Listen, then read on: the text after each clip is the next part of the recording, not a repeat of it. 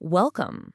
Let's dive right into one of the biggest, most debated questions in all of Christianity. It's all about our relationship with the Old Testament law. I mean, if we're saved by grace, right? What does that mean for the law? Do things like the Ten Commandments just not apply anymore? Well, we're going to dig into the scriptures to see how this idea of covenants gives us a really powerful way to understand it all. So let's just put the core issue right out there. If our salvation is a gift received by grace through faith, then what law, if any, are we supposed to be following today? It's a huge question, you know? It has massive implications for how we actually live our lives. And thankfully, the Bible itself gives us a surprisingly clear framework to figure this out.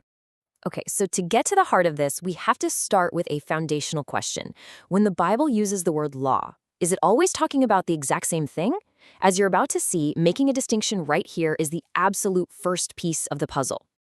And right away, we hit what looks like a total contradiction. It's in the writings of the Apostle Paul. How on earth can he say that he's not under the law, but in the very same breath say he is under the law of Christ? Well, here's the thing. It's not a contradiction at all. It's a clarification. And the key that unlocks the whole thing is found in his own words.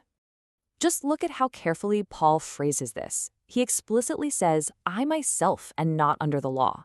But then he immediately follows up by saying he is under the law of Christ. He's drawing a very clear line in the sand. He's creating two totally separate categories. And this right here is the core distinction. Scripture itself sets up two different frameworks. On one side, you have the law of Moses. That was the foundation of the Old Covenant with the nation of Israel. And on the other side, you have the law of Christ. That's the guiding principle of the new covenant for all believers. The key takeaway, the most important thing to get, is that they are not the same thing. Okay, so if there was this massive shift from one covenant to a new one, you have to ask, what happened to the old one? What was its fate? You'd expect to see the early church wrestling with this, and that is exactly what we find in the book of Acts. So here was the conflict. You've got all these non-Jews, these Gentiles, coming to faith in Jesus. And some of the early believers insisted, whoa, hold on, if they're going to join us, they have to follow the whole Old Covenant rulebook, starting with circumcision and keeping the entire law of Moses. But after a lot of debate, the apostles and elders came to a landmark decision. They concluded, nope, we are not going to require our Gentile brothers and sisters to be put under the yoke of the Mosaic law. I mean, this was a monumental moment. It confirmed a brand new way of relating to God. A few years later, Paul explains the theology behind that decision, and he uses this incredibly powerful legal metaphor.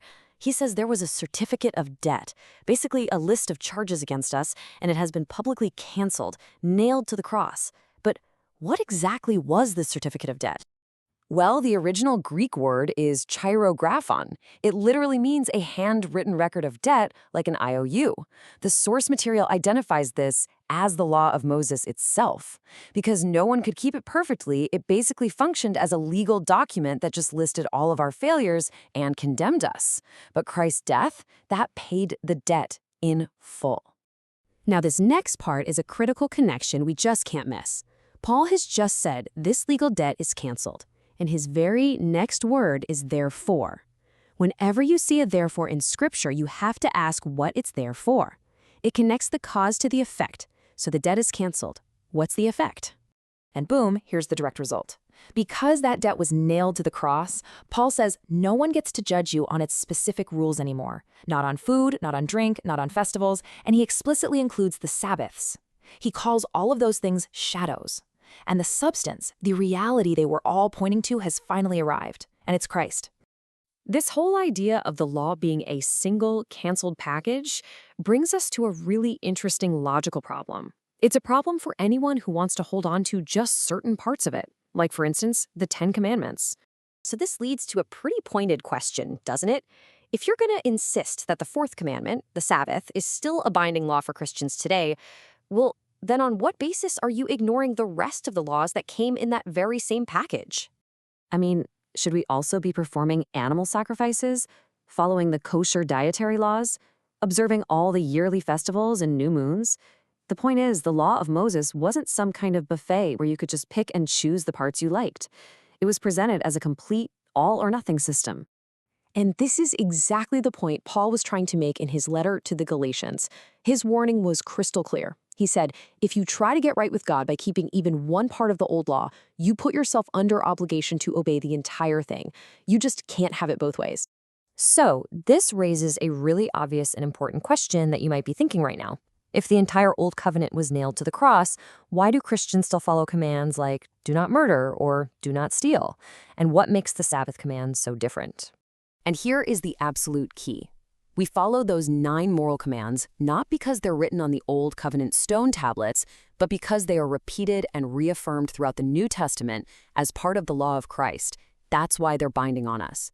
And the one command out of the 10 that is never repeated for the church is the Sabbath. So why isn't it repeated? Why is the Sabbath the exception? Well, the Bible itself defines its unique purpose. It was explicitly given as a covenant sign between God and the physical nation of Israel. It was a practice meant to set them apart from all the other nations on earth. And if the weekly Sabbath was the sign, the shadow, what was the reality it was pointing to? The book of Hebrews gives us the answer: the fulfillment. It redefines the Sabbath not as a day, but as a spiritual reality.